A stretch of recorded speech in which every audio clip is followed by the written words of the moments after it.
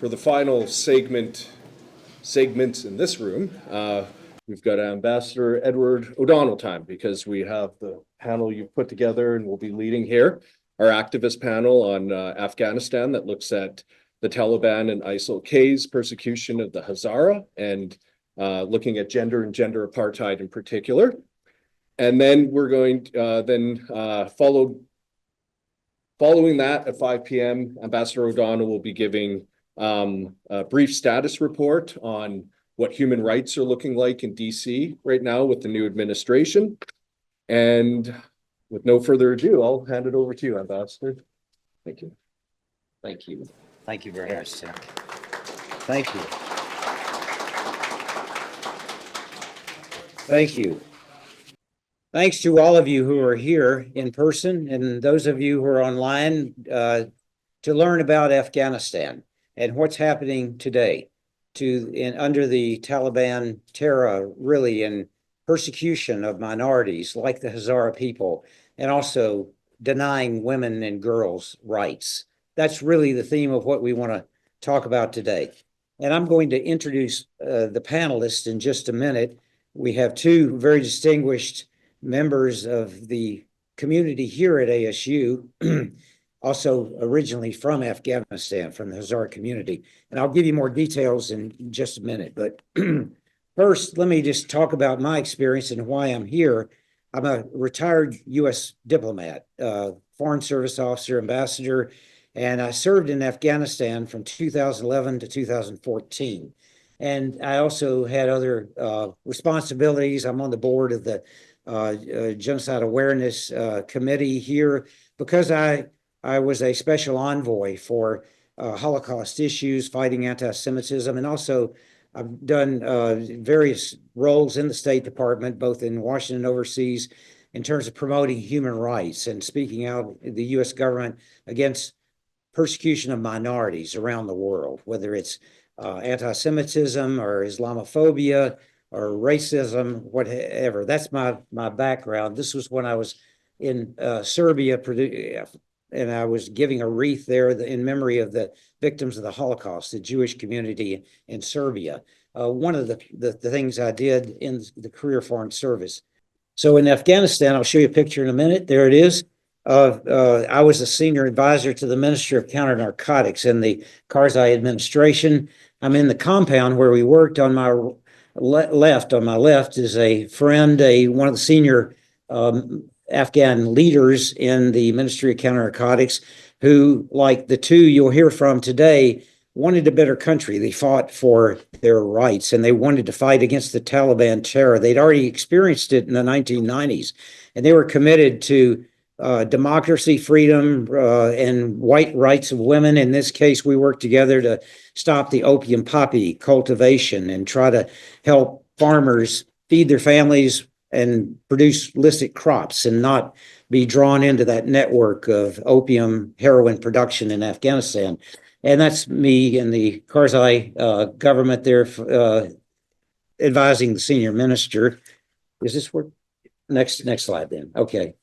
And what I'd like to talk to you about is Afghanistan from my perspective as an American diplomat having served there. And I speak really on behalf of all Americans who served in Afghanistan, both diplomats and military, contractors, NGOs, and many, many other people who are there representing our values as a country. So today, sadly, Afghanistan is seen by the U.S. Holocaust Memorial Museum, the Simon Skote Center. They do research on crisis countries, and Afghanistan's number 8 on their list. I'll show you more about that in a minute. Still very dangerous for the Afghan people, especially the Hazaras, women and girls. And then the Taliban and the Haqqani network, still ISIL-K, still people disappear, Hazara people. It's not easy to capture in statistics. And I think number 8 maybe they should be a lot higher on that list if we really knew what was happening behind the scenes. Because I've had so many anecdotal stories of Afghan friends here in the United States. Things happening, people disappearing in the Hazara community, Tajik community, other than minorities. And then the ethnic groups, women and girls, these are the target groups that the ISIL-K and the certainly Al-Qaeda and the Haqqani network and the Taliban are discriminating against. So this is the list of early warning, and Chad, Sudan, you know why that's at the top, but there's not visibility into what's happening in Afghanistan. So Afghanistan is now on the list, number 8. A couple of years ago, they were number 1. Pakistan, Afghanistan, not too long ago, but now there's no visibility. People, NGOs, Amnesty International, others are not able to get access to areas of Afghanistan and know what's going on. So I think this gives you a sense of the dangerous countries out there, but Afghanistan's still there. The danger is still there. The Afghan women who really are speaking out for their rights, and my experience was working in the Ministry of Counter Narcotics, we had Afghan women in leadership positions, the head of the finance department, and we were also the State Department financing the programs so that Afghan women, young women, can go get a college education, for example, in the Asian Women's University, Chittagong, Bangladesh, paid for by the State Department, and they finished their college degree, learned English, came back to Afghanistan, and took responsible positions in the Karzai and Ashraf Ghani governments. That system worked, and women were moving into positions of responsibility. And in fact, Pam DeLargy here today monitors some of those women, Afghan women who are now here at ASU, who were in that program of the State Department some years ago, finishing their college degree. Sadly, they at the fall of Kabul, they were stranded. They couldn't go home. So they came to the U.S. and President Michael Crow said, we'll educate them, bring them here. And they're here on campus getting their degrees. And Pam, thanks for your mentoring and all you're doing for them. Next. The Hazara people are different. They look different. They have an Asian, some say that they are descendants of Genghis Khan. I don't know. I don't know if that's tradition or true, but they're identifiable. And that's part of the issue because they look different. And so they're identifiable. And they're picked out for discrimination, and it goes back really centuries. And the reason is they're a separate minority group. They're 20% of the Afghan population today, and I mentioned their descent, and they're Shia Muslims. So when I was in Afghanistan, a mosque would be blown up. It was a Shia mosque. And still today, I think Shia Hazara mosque are in danger. They're by the Taliban, ISIL-K, and the Islamic radicals that don't accept someone different who has a different belief in Islam, and then a native language as well. This is where they live, Hazarajat, in the middle of Afghanistan. And I'll let my 2 panelists, who I'll introduce in just a minute, tell you more about their homeland, where they're from originally, where their families are still located and at risk. And the history of this goes back, at least it goes beyond, but this is one period, 1898, the king who persecuted Hazaras killed close to 100,000, I think. It was one of the most oppressive sort of periods of history in Afghanistan against the Hazara people. And then we all know the fall of Kabul, August 15th, 2021. We certainly talk about that. And what the U.S. government has been trying to do is help the people of Afghanistan through USAID funding and the Biden administration getting COVID-19 vaccines and other medical supplies into Afghanistan through NGOs, not through the control of the Taliban. And but then there have been, like this July 4th attack, brutal massacre of Hazara men, 4,000 Hazara people evicted from their homes. That's ethnic cleansing, I would call it. And so still the persecution going on, but there's not much visibility. Again, I have to emphasize. And then finally, ASU and Tempe, Phoenix, this area has been very welcoming to refugees and Afghan people and Hazara people. I mentioned President Michael Crow and ASU, but that's the last line, which I want to call your attention to, because there's still need to help the refugees here in ASU.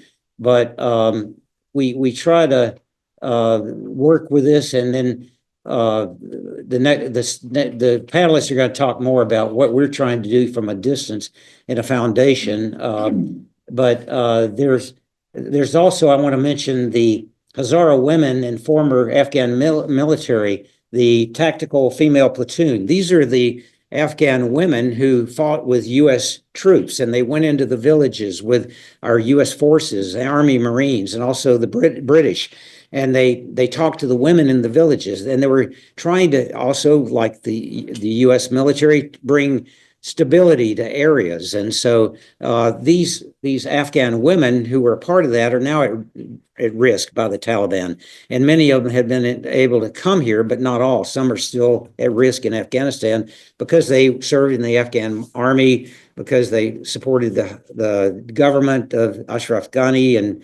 And so I just feel a passion that we as Americans, having served in Afghanistan, and I know a lot of my military colleagues, friends who served in Afghanistan feel the same, that we have a special responsibility for those women who and others who worked in the Ministry of Counter Narcotics to make a better world. So thank you. That's my overview, and I want to give more time to the two panelists. I'm going to introduce them one by one as they make their presentation, but this is a husband and wife team of activists.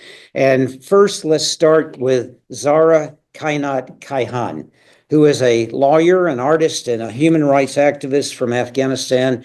She's been advocating for women's rights through her painting and her background in law since 2013, and has brought a huge change in women's lives in Afghanistan when she was living in Afghanistan, and continues today. As a lawyer and legal advisor, she's advocated for women that help them learn about their rights to divorce and the right to child custody. And as an artist and women's rights activist, she advocated for gender equality in Afghanistan. Zahara fled her home country in 2021 due to fears of being persecuted by the Taliban, and has since then continued to her advocacy from here in the United States in Phoenix, Arizona, Tempe, where she lives today with her husband, who you also will meet in just a minute. She's spoken in different panels and events and used her voice to help her people, especially women who are being erased from public life. Zahara holds an associate degree in fine arts from the Kabul Fine Art Geodesy Institute in 2013, a Bachelor of Law from the Kateb University in 2020, and a Master of Law from the Sandra Day O'Connor College of Law at Arizona State University. She's got a great future as a lawyer. So, Zahara, the floor is yours. Thank you for being here. Thank you so much, everyone, for coming here. It means a lot for me that you want to learn more about Afghanistan, especially about women in Afghanistan. Thank you, Mr. Ambassador, for making this space and give me opportunity to talk about women in Afghanistan. I really appreciate that you never stop thinking about women in Afghanistan. It is a huge help for us that in every event you're talking about women in Afghanistan, and you did huge work in Afghanistan with women, especially Hazara women. So I strongly believe that it is not easy to talk about women in Afghanistan and understand how do they feel, how they are facing right now. Because if you want to understand that, you need to be in Afghanistan and you need to be a woman. During my 3 decades of life, I learned one thing, that it is not easy to be a woman in Afghanistan. During 3 decades of my life, I fled my country 2 times. For the first time, when I was at the age of 5 in 1997. And for the second time, when my daughter was at the same age in 2021. So it is not easy to be a woman in Afghanistan. For the first time when I fled, I left behind the only tie that I had. I was a child. But for the second time when I fled my country, I left behind everything. My dream to become a top family lawyer in Afghanistan, and my dream to see a woman become president, and more dreams like that. But everything, like we lost everything in one night. It was not foreseeable for every woman in Afghanistan. Everyone knows what happened in August 2021. So when Taliban came, they placed dozens of limitations on Afghan women. At least they issued like hundreds decrees and directives that directly affect the woman's right and the woman's daily life. And there is no doubt that what women are facing, it is gender apartheid in Afghanistan. And as Mr. Ambassador told you before, that I am doing my advocacy through my law and through my art. So this was the painting that I did last year during summer break, when I was free from assignments and readings. I did this painting to show the woman in Afghanistan that still I'm next to you. And I wanna show the world that women in Afghanistan don't deserve the burqa. They can do much better. They can go to school, they can work, they can go to university. As most of women in Arizona, they prove that they can do everything.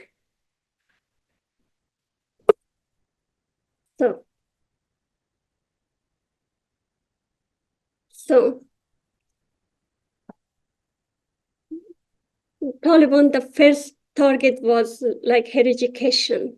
The target that they had, it was the woman's education. So since August 2021, Taliban, they did not allow the woman beyond 6th grade to go to school.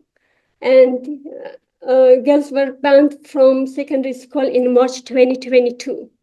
And the same of and in December of the same year 2022, women were like banned from university. And in January 2023, girls had to stop from taking the university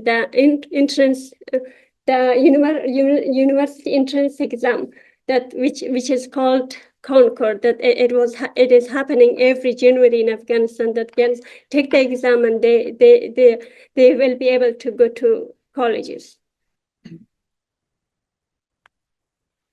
So the second restrictions that they placed on the women, it was that women were not allowed to work outside their homes.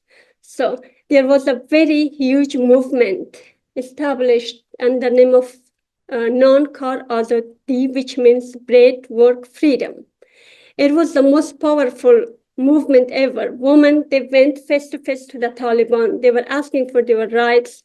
And unfortunately, it did not last long, because after 3 or 4 months, so they stopped the movement and they arrested the women that belonged to that movement, and all of the women were in the prison, and they tortured all the women. If you want to know more about that, you can just search about on the internet, and you will learn more about that.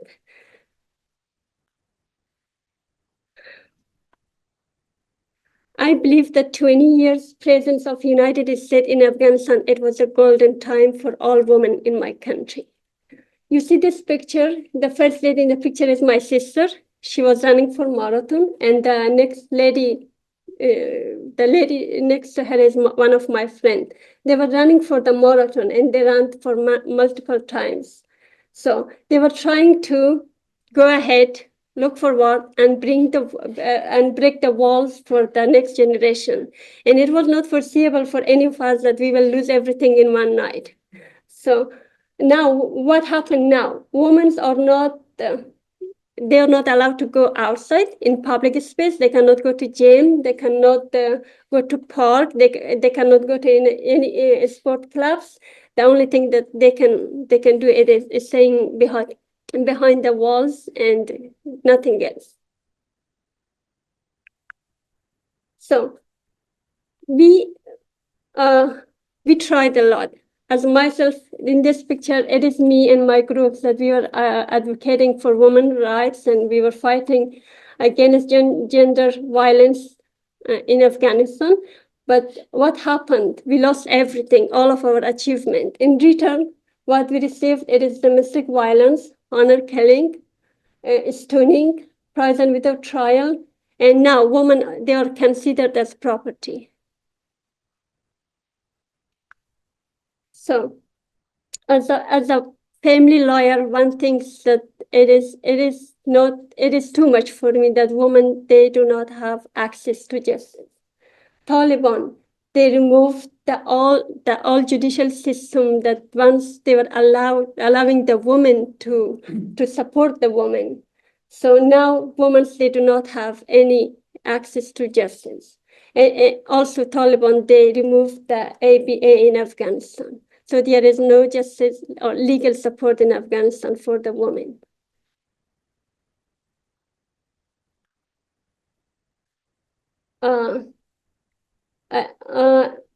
If we talk about healthcare in every country, people, there is no matter if they're women and they're men, they have the healthcare. And medical schools were closed in December 2024. Imagine what will happen.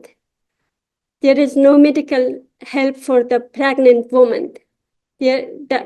If a woman, she is coming from the conservative families, if in a hospital there is not any female doctor, the man will not be ready to take his wife to the to the hospital, that there is no female doctors.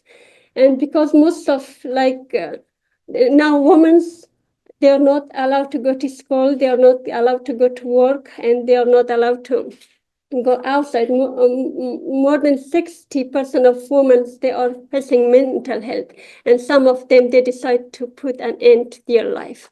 So it is a big issue in Afghanistan that the woman, because we will not have any female doctor in the future, and the woman will face the more problem about the healthcare.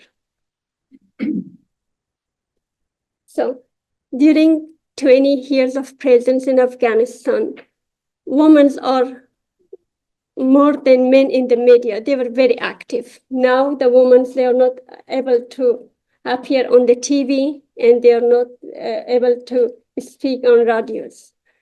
And most of the medias, more than hundreds of medias were published and built with the women, that now they are closed. So I have one question from you. Do you have any daughter at the age of 6 to 9? You don't? If you have, she is privileged. In New Afghanistan, what will happen? In New Afghanistan, it is sell your daughter or die from hunger. So child marriage has skyrocketed in Afghanistan.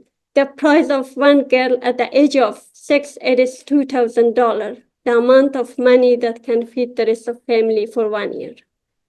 So sometimes I'm thinking, what is the root cause of child marriage in Afghanistan? And the answer is easy, as I mentioned before, that now women are considered as a property. So while we do not have any other status, we are just property, so it is easy for them, for our family, to sell us. And most of the family, it is easy for them to just sell their daughter at the age of 6 to 9. And to show much nicer, they say sell into marriage, but I strongly believe it is only selling. Why? Because for the marriage, the girl should have consent.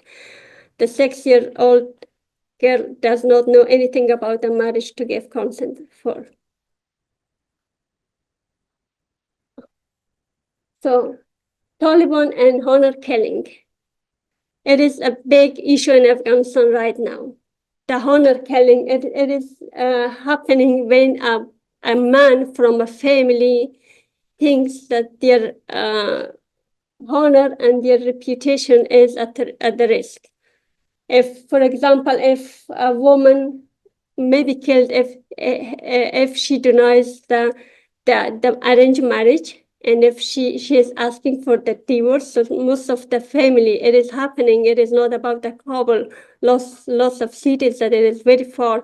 So they do not have they do not have that right to ask for I'm sorry. it makes me a little bit emotional. So it is most of women that even before the Taliban, they did not have the information about their rights, and now it is increasing. Like honor killing, the number is increasing. Stoning, it is deeply rooted in Afghanistan communities, especially the communities that the men and they consider themselves as a guardian of the ethnic values, the cultural values, and the religious values. They stone the women, and the Taliban also support this action, and this action happened when the woman is like it.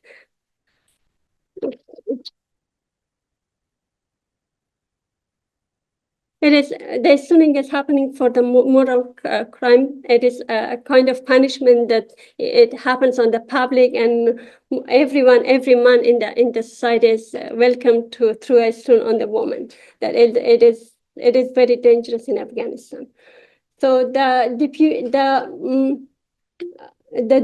of the Supreme Court of Taliban, Abdul Malik Haqqani, has issued about 37 sentences for the stoning from 2021 through 2024. So as a woman from Afghanistan, I strongly believe in one word, that if education is one way for other people to survive, for us as a woman from Afghanistan, it is the only way to survive. So I do my advocacy. I'm trying to help women in Afghanistan in any type of activities that is possible. So I have a video for you that it is my message for everyone, especially for my sisters in Afghanistan. So here you go.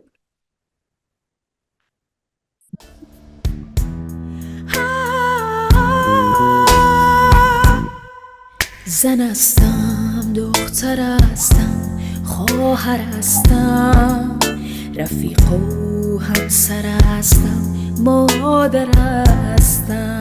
دو حرف و یک هجاله که به معنا بزرگ و واژه پهناور هستم. سیاست نه ضعیفم، نه من هستم، زن هستم، من زن هستم، من زن هستم.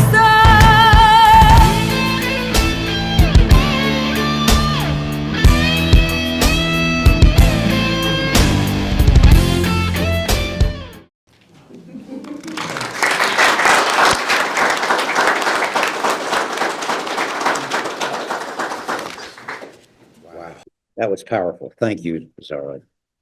I'd like to now briefly introduce Nasir Kaihan, the founder and chief executive officer of the Alekian Foundation, a PhD candidate in education policy evaluation and assistant director for monitoring, evaluation, research, and accountability, and learning with the International Development Initiative at Arizona State University. Nasir is a graduate of the Master of Arts Education Leadership from Western Michigan University, a distinguished Fulbright Program Fellow in 2018. Nasir has had over 12 years of experience working in research, monitoring, and evaluation and policymaking, focused on migrants, IDPs, returnees, and host communities with ASU, American Research Network, UNESCO, George Mason University, Western Michigan, USAID, University of Massachusetts, Mexico, Pakistan, other assignments around the world. His career and research interests lie in the access, succession, retention, and graduation of refugee and bilingual learners, girls, and other disadvantaged segments of society. Nasir has extensive years of service and volunteer work, and he is a human rights activist that I have learned to admire and respect. So Nasir, the floor is yours.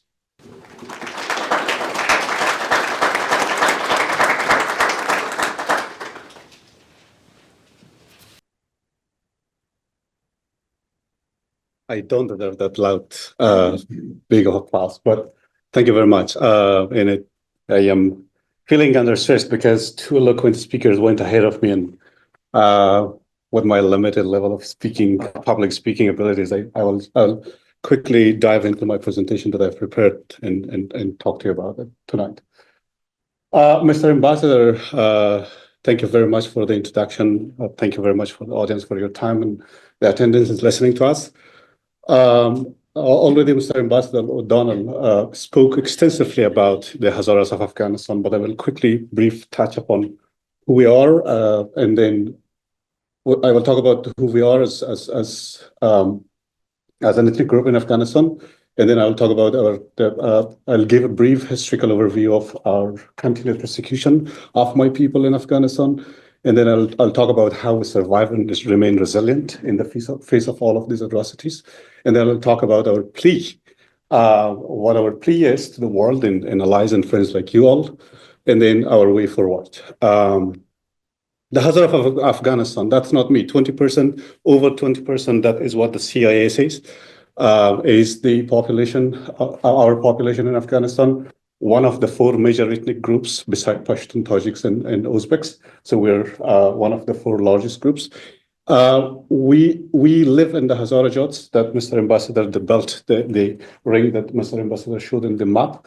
But we're also scattered across Afghanistan and then the Kuwait of Pakistan. We live in Kuwait of Pakistan. And I'll tell you in a moment why we have migrated to Kuwait of Pakistan. We are a religious minority because we are Shia Muslims among all other ethnic groups, which are coming from a Sunnite background. But we are a minoritized ethnic group. What does that mean? So in Afghanistan, there is not a real census data to tell who is a majority and who is a minority. That's why we are one of the four major ethnic groups, and that's why I'm calling us as minoritized ethnic group, not a minority ethnic group. So that's the way that people are putting, and those who are dominant have put throughout the history. We speak the Hazara dialect of Farsi or Dari, which is the Farsi version of origin spoken in Afghanistan. We are from a Turco-Mongolic origin, and we're still tracing it back to find out our origins. So quick historical overview, what has happened to us in a little over 100 years now. So the Hazaras and everything that started, the persecution started with the emergence of modern state in Afghanistan. The then King Amir Abdurrahman Khan, who was a Pashtun, from a Pashtun origin, wanted to make a centralized modern day government in Afghanistan. And then the country was then governed by different clans leaders and tribal leaders. So more of a federal type of state. But then Abdurrahman Khan wanted to make a central government, and that's why he started to persecute the Hazaras and other ethnic groups in Afghanistan. So it started all then, and then there are three categories. And I have to admit, before I dive into it, this is a research that I did myself with a group of other fellow Hazaras, and it was in response to an inquiry from the UK Parliament. It's published on the website of the UK Parliament under Hazara Inquiry, if you look it up. It's a whole report over 80 pages with bibliographies and everything. It's a desk review. We could not interview the victims because it was done in 2022. That was when everybody fled the country. And myself, I was out of the Afghanistan borders, so we couldn't interviews in real time. But that is our plan to do in the next phase of this research. But this is mainly a desk review of different investigative journalism pieces that we gathered. So according to one account, the massacre in mass the Hazaras that experienced in the 1800s was by the then King Abdurrahman Khan. In Uruzgan, only 60 out of 3,000 families survived. Many of the 45 tribes that were living in the Uruzgan area, or the province that's called Uruzgan right now, were wiped out. They no longer exist. Uruzgan is dominated and controlled by the Pashtuns. Likewise, in Besut, which is where Zahara is coming from, in central Afghanistan, 6,400 households survived out of the 20,000 household members that were living in the basement area. That's why over half of close to 70% of Maidan Shahr and Maidan Wardak is dominant now, controlled by the Pashtuns. Our lands were given to the Pashtuns, and we were exiled from our lands. We were sold into slavery by the then King Amir Abdurrahman Khan. According to one account, between 1892 to 1894, 9,000 men and women, Hazara origin, were sold in the bazaars of Kabul. And then Abdurrahman Khan also selected 50% of the Hazara women then as their servants, and kept them in their presidential palace. Approximately 7,200 Hazara men and women were sold in slavery in Kandahar. Thousands of Hazara women were forcibly married to Pashtun men. So that is a pattern of us being sold into slavery. And then forcible displacement or land grab. Like I said initially, we had Ruzgan for us. Right now, there is no Hazara living in Ruzgan. So our lands were given away to the Pashtuns then. Other Hazaras were resettled in Kabul and in Jalalabad, but are dispersed. A lot of us are pushed into the Central Highlands, which is a very dried piece of land and a very arid and dried piece of land, and it gets a lot of snows and everything in the winter. So our lands that we were controlling initially before the 1800s were all given to the Pashtuns. Only in one instance, in Ruzgan alone, 12,000 Duranis and 4,000 Ghazali families were ordered to settle in the lands of the Hazaras. So the entire province is given away to the Duranis and Pashtun Duranis and Ghazalis. And then, so another significant period for us, that period of persecution for us, for my people in Afghanistan, is between the 1996 and 2000s. That's when the Taliban originally controlled Afghanistan, which we call Taliban 1.0. Stand and dry. So Okay. you can be seen on the Okay. online. Okay, great. In 1997, only 70 Hazara civilians were slaughtered in Mazar Sharif in one instance in September of 1997. In 1998, for example, in a 3-day carnage, the Taliban killed 8,422 Hazara civilians in Srebrenica, in Mazar Sharif, in major northern Afghanistan cities.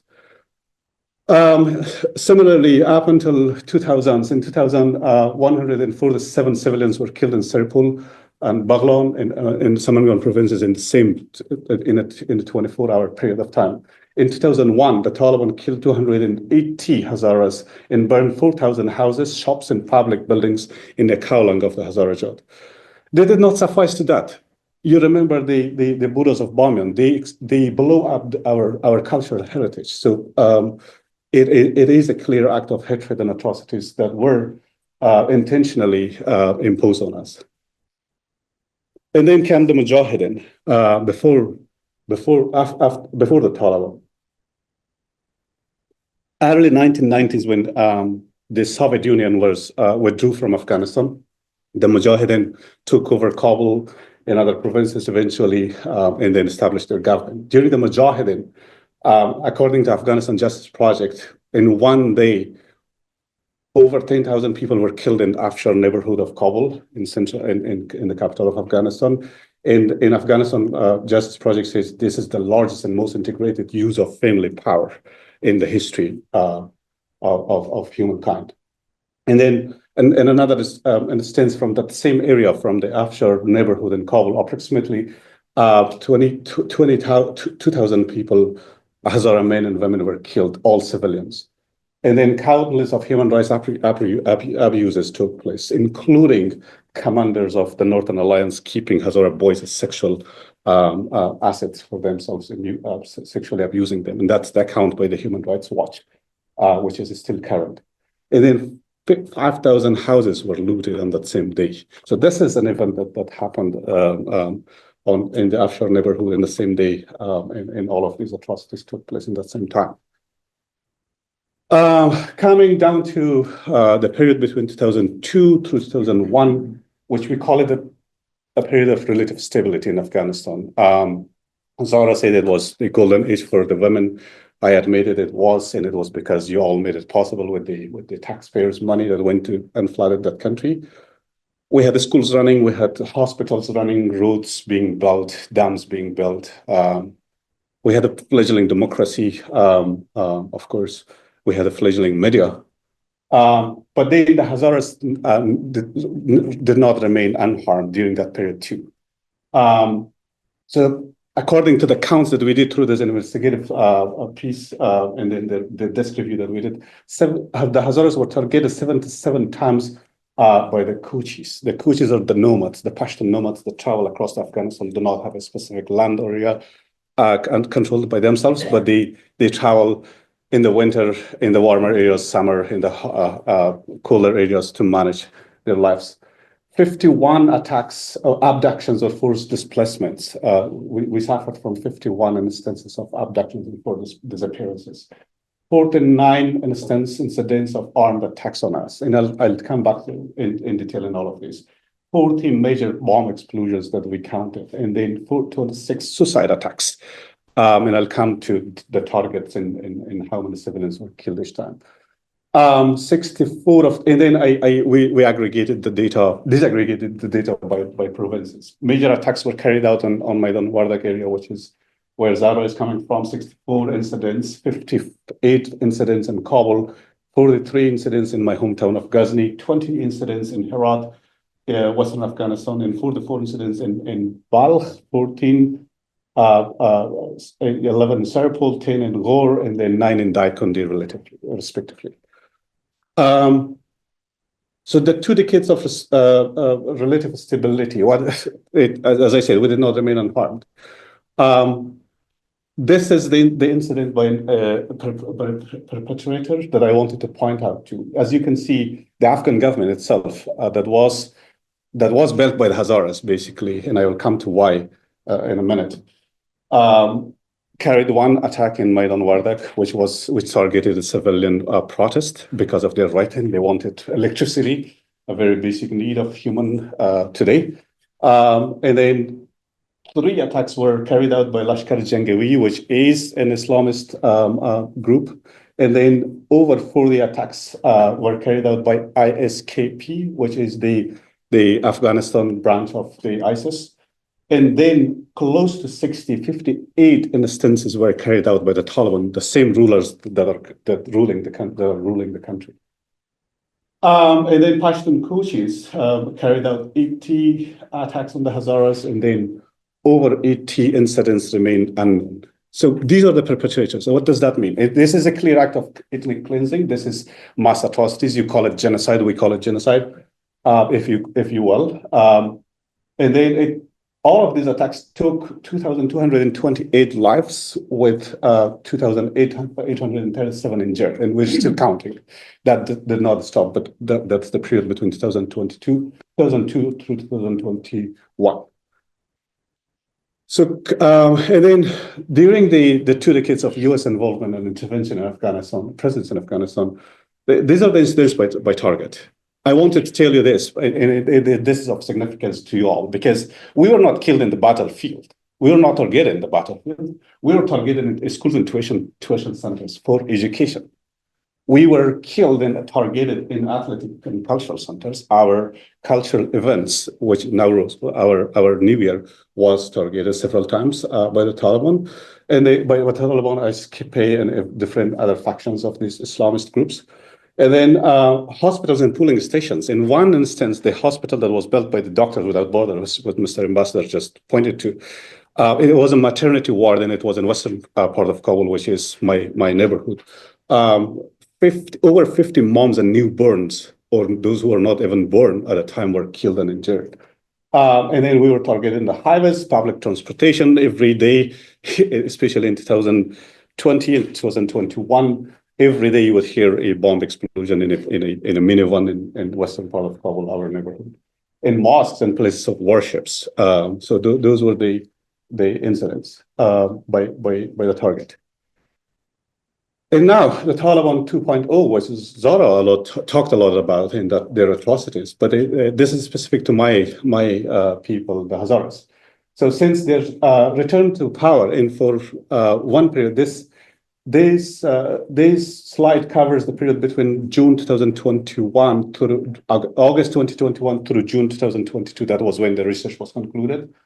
During that less than one year, we documented 25 incidents that led to 120 civilians being killed and 98 others being injured. And then we documented another 65 incidents that led to 5,715 families being forcibly displaced from their lands and their houses. And then 852 others were being killed in those incidents. Our survival and resilience. If you ask a U.S. service member that has served in Afghanistan, and they will tell you there was not a single bullet shot against a U.S. service member in central Afghanistan, the Hazara Jaws, during the 2 decades of U.S. involvement in Afghanistan. So that is an example of peaceful coexistence that we exhibited as a major ethnic group in Afghanistan. We took part 99% in disarming and demobilizing and reintegration process that was led by the U.S. So we put away the weapons. We said no to guns. We said yes to peace and schooling, and we started to rebuild the country. We were civically engaged. That mom over there with that hand painted, that means she has voted in a presidential or parliamentary elections. We voted. We went to polling stations for 8 times. 4 parliamentary, 4 presidential elections. And our person of education, the woman over there up there is Shamsia. She is the first position holder, first Hazara to become a position holder in the Concord examination, the university entrance exam that Zahra talked about earlier. Our plea, justice. We want justice. We want the world to hear our story and take an action. It could be in the form of the UN peacekeeping being deployed to Afghanistan, or helping us, an independent entity helping us secure our safety and security in the Hazara Jat and Kabul too. Our way forward, we care about education. I care about education. I invested over a decade of my life in education and helping the girls. So we established a nonprofit organization last year here in the state of Arizona that is providing online schooling through a partner school to girls and women in Afghanistan. We do online high school diploma for grade 9, 10, 11, and 12. And we do English language instructions for those who drops out of the admissions process. We do peer mentorship through a group of ASU students. And then we do academic advising through the school for their college admissions and college readiness. We provide them a laptop and a monthly internet plan so they can take their classes online from their home. We launched our application in November of last year. It was open for 2 weeks. We got 820 applications. We filtered by age. We came down to 631 students, and then the school ran the English test. Out of the 318 people were selected who scored B2 and higher at the CFR level. And then we selected 65 and interviewed them for the admissions. And then out of the 65, we got 29 in our inaugural cohort of this year. Excellent, I'm almost done. So our students are coming from 8 major provinces, from different ethnic groups, from Uzbeks, Turkmens, Tajiks, Pashtuns, and the Hazaras. It's a quite diverse group. And that's it. Thank you very much.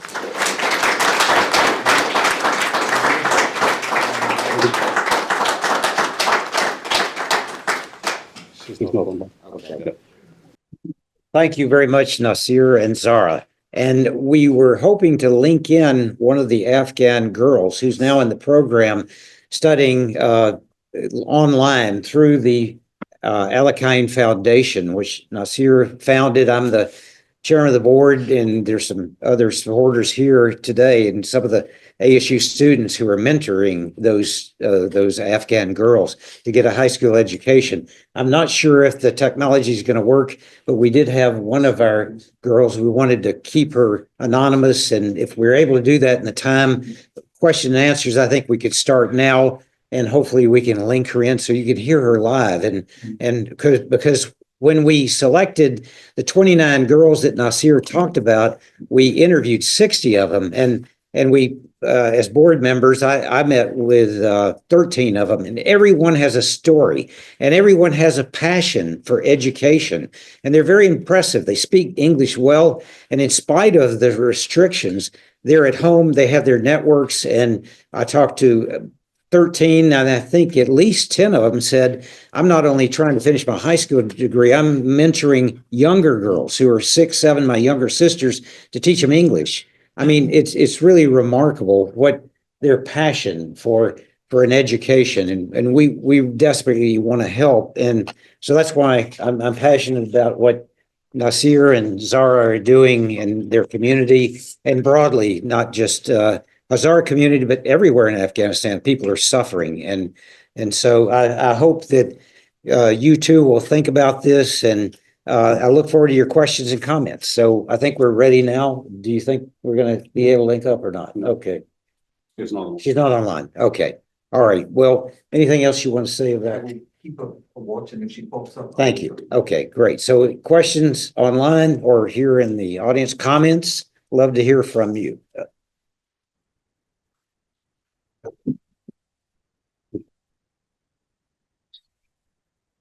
Thank you very much for your presentations.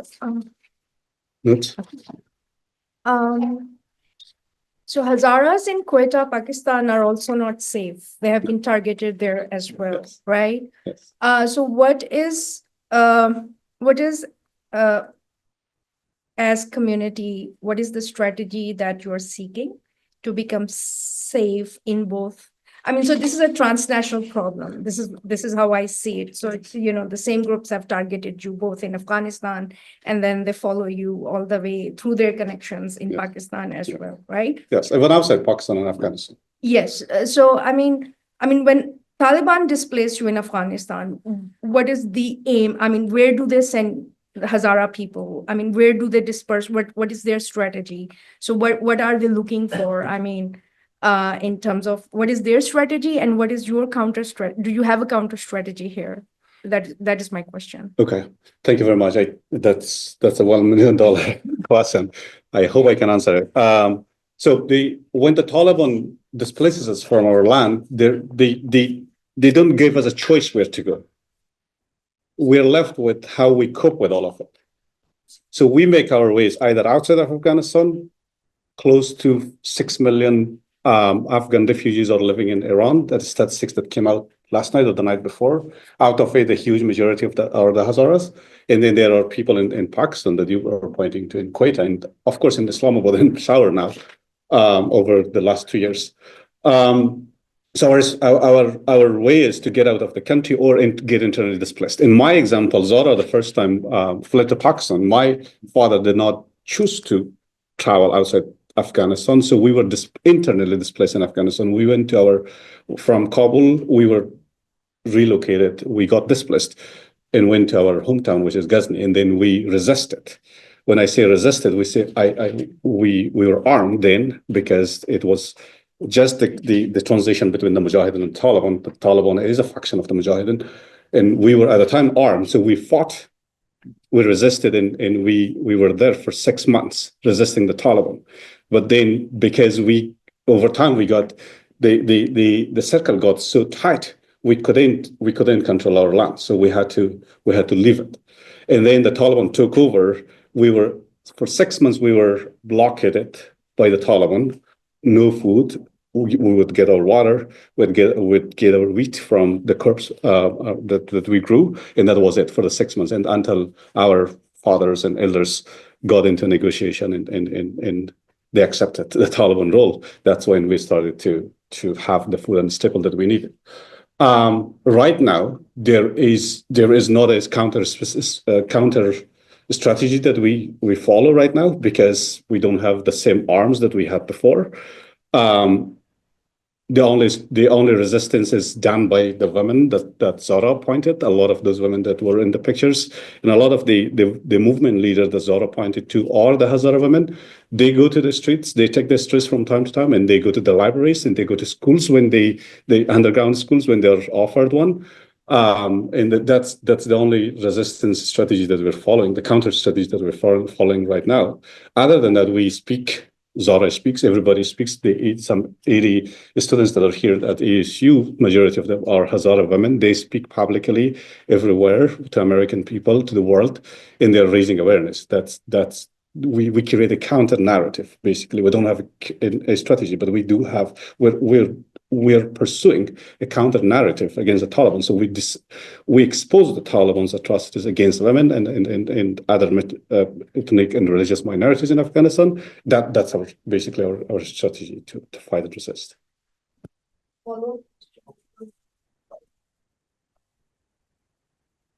So the current expulsion of Afghan refugees from Pakistan, is Hazara community also affected by it? Yes. And if you go back, if the community members go back, I mean, obviously you'll face the same fate, yes. Right? So what are you looking at? I mean, what is in the books?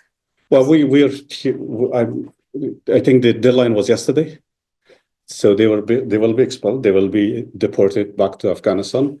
The Hazaras are no exception to it. The Pakistani government, if they do not favor other ethnic groups, they will never favor the Hazaras.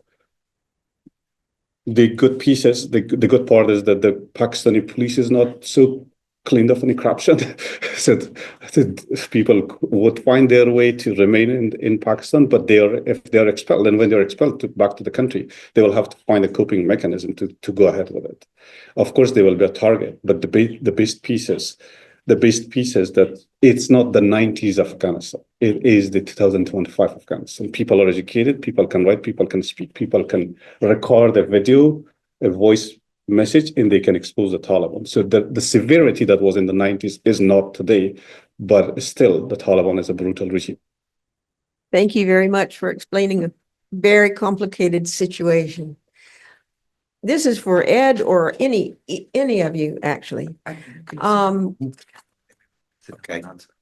Given that it seems that the rest of the world is perfectly fine with the Taliban controlling Afghanistan right now, and nobody's going to help any resistance there.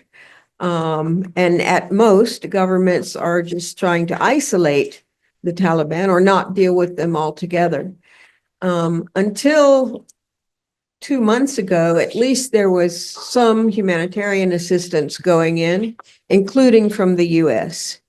Through UN agencies, through NGOs still working inside Afghanistan. All of that has been cut off, and US aid programs supporting Afghan students outside have also been suspended or terminated. So I guess, I don't know, maybe I want to ask Ed this. It would seem to me that even the current US administration would have some sympathy for the situation of women and girls in Afghanistan and be thoughtful about supporting education in terms of the future of Afghanistan. Do you see any hope at all for changes in those kinds of policies? That's an important question, and I think it goes right to the heart of what can we do as Americans today to help the people of Afghanistan. And I mean broadly, all people, women, girls, men, boys, all ethnic groups. And I have hope that there's still enough of Americans who care about what's happening in other parts of the world, and especially those like myself who served in Afghanistan, and you, Pam, and your experience. Those of us who know Afghanistan, know the people, know that there are people like Zahara and Nasir who want a better country. And so it goes to certainly this administration since January 20th, you're right, USAID has been folded in the State Department. We'll know in about April 20th what that new foreign assistance looks like. And we have members of Congress who are now still in positions of oversight. They still approve State Department policies and obligate funds for funding foreign assistance. So speak out to our leaders and the representatives who represent us as Americans. And there are plenty of groups like No One Left Behind, U.S. military veterans who served in Afghanistan, who care about those Afghan friends who worked with him and fought with him, and diplomats like me who worked with Afghanistan. And they're trying to first help the people of Afghanistan where they are, also those that should be here through the special immigrant visa program. That's important as a U.S. policy, and then help them once they get here, like what you've been doing once the Afghan girls who you mentor are here in the United States, to help them start their lives all over again, because they're starting again. And that's not easy. You still have family there. Representative Michael McCall, the chairman of the House Foreign Affairs Committee, held a series of hearings on Afghanistan and the tragedy, the fall of Kabul. And it was politically motivated, but he also focused, because that was the period, Democrat, Republican, who lost Afghanistan but they also touched on the issue of women and girls, and Michael McCall, the House Foreign Affairs Committee, both Republican and Democrats, brought in Afghan women and activists and the former Afghan ambassador of the United States to speak about what's happening there. So I'm hoping between those groups in Washington of Americans, concerned Americans like No One Left Behind, like the NGOs, like those the NGO organizations that were in the AID chain to distribute vaccines and food and emergency supplies in Afghanistan, that we as Americans can direct our new form of foreign assistance, whatever it looks like, under the State Department toward helping. And I heard recently, just anecdotally, I don't have any inside information, that some of that may have started again just in the last few days. That again, this is just from media snippets that I've heard, that Ambassador Khalilzad went to Afghanistan, and that there's some, I think you heard that as well, that there's some vaccines and other emergency food supplies that may be flowing again. I don't have any details. The last thing I'll say is we do have leverage. The U.S. government, the Biden administration, Trump administration, the assets of Afghan government that are in U.S. banks, European banks that are frozen.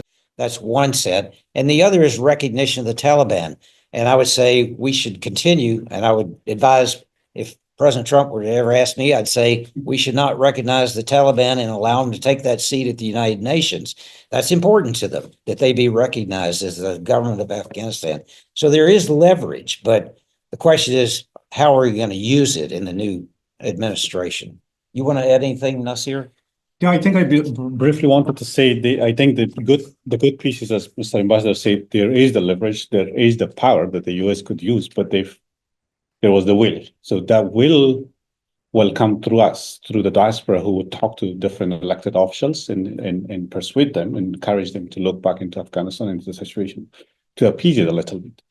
The latest example is the US Special Envoy Khalilzad that went to Afghanistan. Guess what happened? Every ugly word that was written on the US Embassy walls in Kabul was removed. It's very well painted in white, and I'll send you pictures if you all want. And even the Kalame Shahada, the sentence that is after Prophet Muhammad, is removed from the wall of the US Embassy in Afghanistan, which means when there is power, things can happen and things can move forward, things can get better, things can get appeased. But there should be the will. But the will does not come from the American elected officials or other elected officials internationally. So we, the diaspora, will have to speak, raise awareness, and try to persuade people to take action.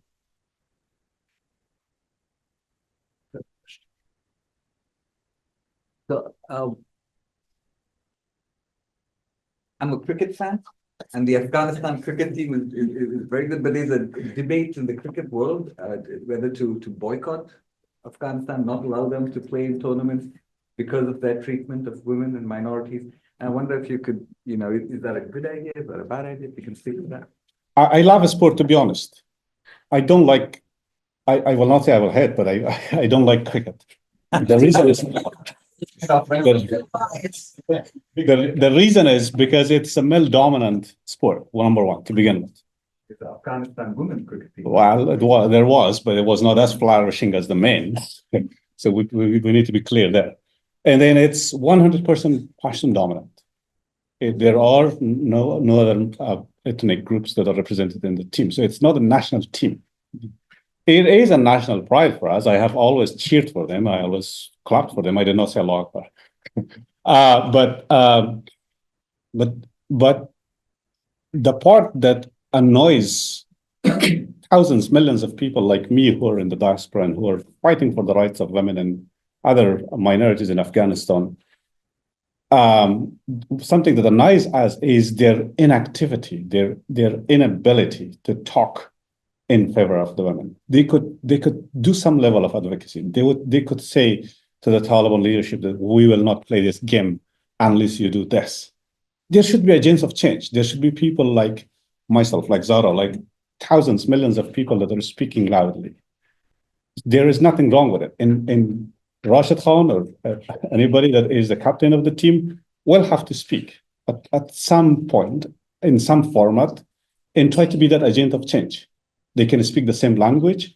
They have the power. They bring the pride to the country. So they have the leverage. So they can talk. They're not people like me who are abhorred and who are disliked by the Taliban. There are people who are favored by the Taliban. So their words will be heard by the Taliban. That is why people like me, millions and thousands, do not like the cricket team and they want the ICC to boycott. But there is a women's soccer team Yeah, exactly. in training in which country? In Portugal. In Portugal. Yes. So there you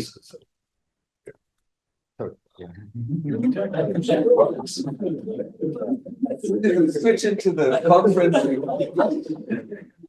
So do you think if you have to weigh in on this debate, do you think we shouldn't allow Afghanistan into these tournaments, the international tournaments, until they sort their treatment of women, or should we, that's the question I'm trying to get you to weigh in on, is what's the best approach for an international cricketing body to take with regards to? Well, 99 out of 100%, we show the ugly face of Afghanistan every day. The beauty that the cricket team brings is something I like I say, I'm very honest and realistic.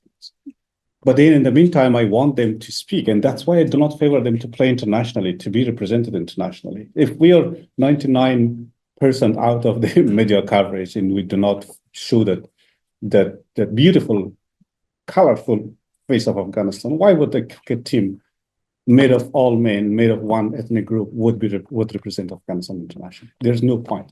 And given that they're not doing anything to change the situation for 0.5%. okay. That could be an extreme approach. Sorry, I was born in violent extreme.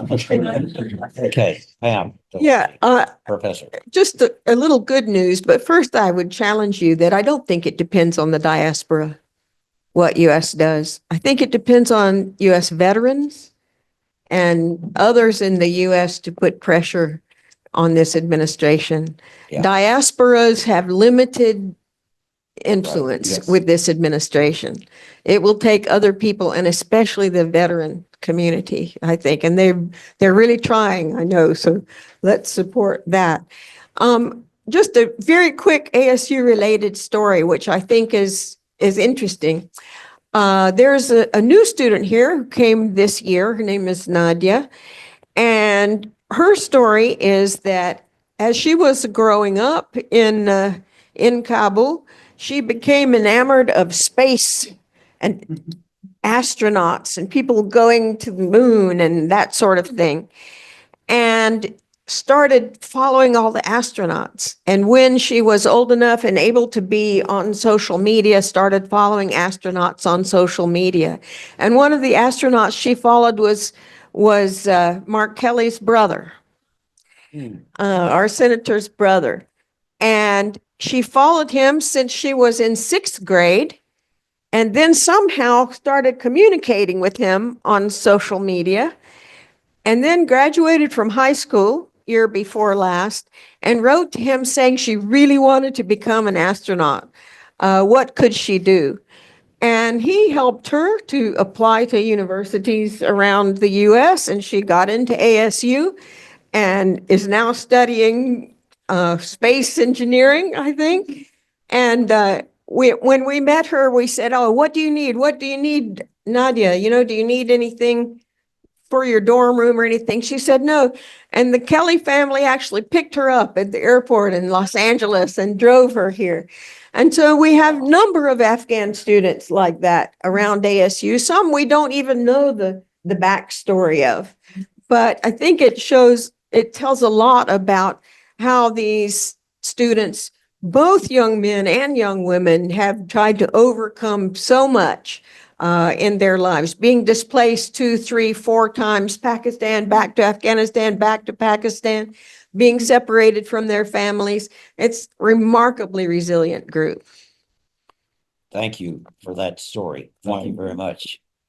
And I would say that this is the hope for the future. Going back to Pam, your question about what do we do as Americans? I mean, it seems pretty hopeless in a way that we now, 20 years after America's longest war, there's no interest broadly in the United States for military. So, but there are other things we can do with soft power, diplomacy, and also grassroots action, helping people, and like the Nadia, who you're speaking of, and the Afghan girls in Afghanistan that are taking their high school diploma through the program that Nasir started, those 29 and more. The need is great, but yet, as we know, every step, every person you help is more. And think of the future. These 20, 30 years, 10 years from now, we hope they will be able to return to a different Afghanistan and be leaders of the future. Yeah. The women who are in high school right now.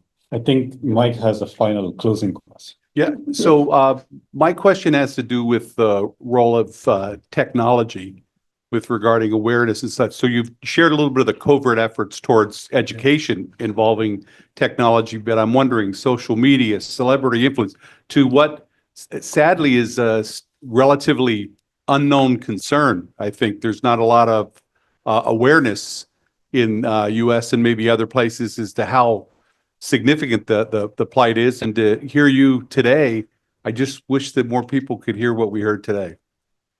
Yeah. I think, like I say, we are not Afghanistan.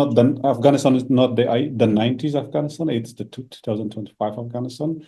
There is some voices that are being raised, and others out of Afghanistan that are amplifying those voices. It is very little, I admit that, and the reason is because everybody is scared of being monitored, surveilled. The access to internet is not that proper as we think here in the US is.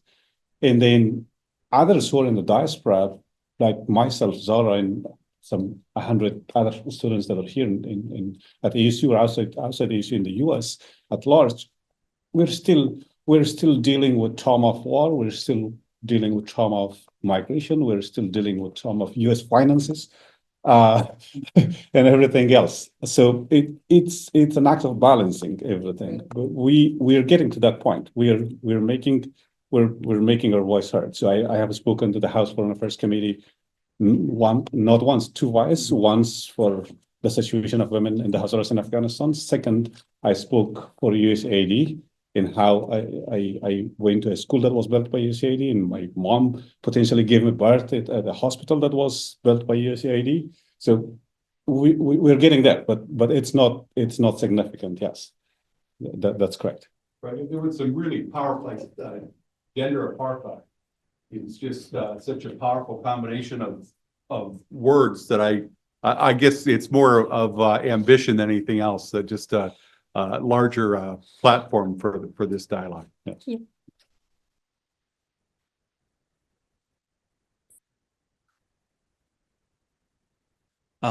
Thank you everyone for your presentations. Following up this question of how to get action in the US and elsewhere. I mean, it's not just the US, but obviously US is a huge player. One thing I'm wondering is are you doing this already, or would you be open to working with other groups. And I'm thinking, you know, I'm Armenian descent, and we do have a diaspora that's pretty wired in politically. And we are, you know, there's a segment of our community that really takes very seriously the idea of universal human rights and wants to work with other groups. So is that the kind of thing? Because I can see many groups that would be very sensitive to what you're dealing with. I mean, this sort of there's like layers of violence and oppression. Is that something that is a possibility, something that you're exploring? Yeah, we're always open to strategic engagement. In fact, I wanted to open my talk today with one question. How many of you here in this audience know when did the last Jewish person fled Afghanistan? I'm not saying it to make it a Jewish problem, but I'm trying to give an example to the audience of how Afghanistan, when they speak, it's the graveyard of emperors. It's not the graveyard of emperors. It's the graveyard of minorities. The last Jewish person left Afghanistan in October, 2 months later, after the Taliban took over the country. The last 6 from the Hindu origin are the second ethnic minorities that are being erased after the Jewish people.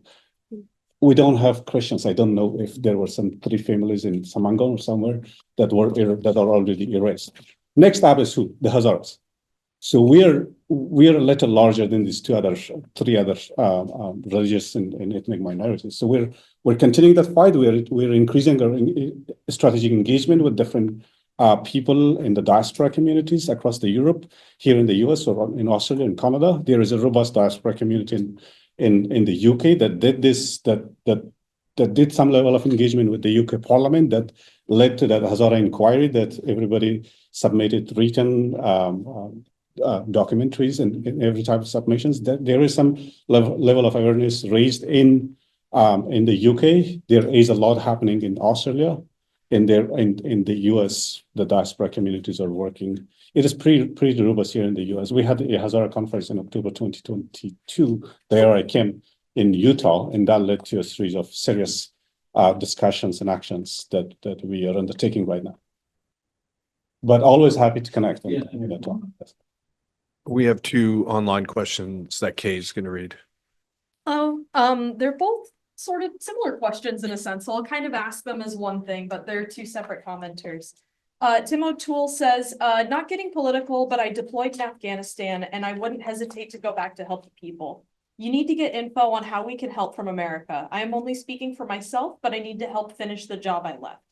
And David Cater says, my thanks for your presentation, your devotion and courage. Is there a citation you can provide where someone like myself might make a financial contribution to your effort or to another group that might make a difference on the concerns you shared with us this afternoon? The answer is yes to both questions. The first question was a little too harsh to think about right now because we cannot incite violence from the US inside Afghanistan. If that's one form of resistance that the US service member is thinking to.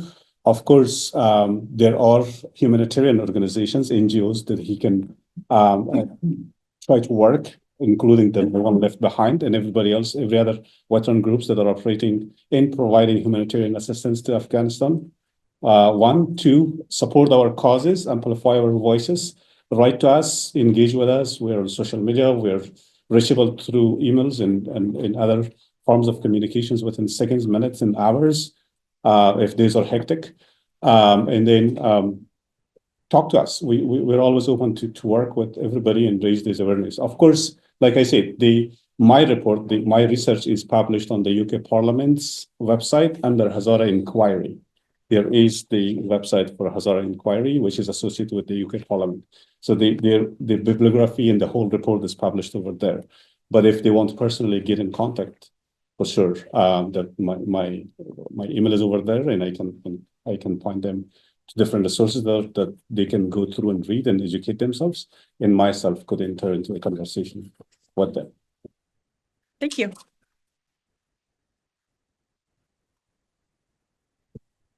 There's one more. Okay. So my question is for Zahara, someone who I've come to admire a lot. I serve as one of the mentors with Alekian. Yeah. I, speak with 2 girls living in Afghanistan and work to support them.